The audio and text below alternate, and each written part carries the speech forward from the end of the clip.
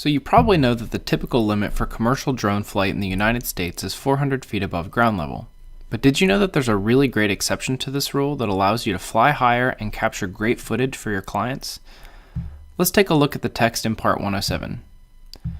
It says that the altitude of the small unmanned aircraft cannot be higher than 400 feet above ground level unless the small unmanned aircraft is flown within a 400-foot radius of a structure and does not fly higher than 400 feet above the structure's immediate uppermost limit.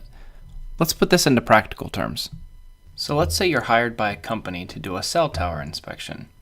You get out to the cell tower and you realize that it's 500 feet tall, which obviously breaks your 400-foot limit.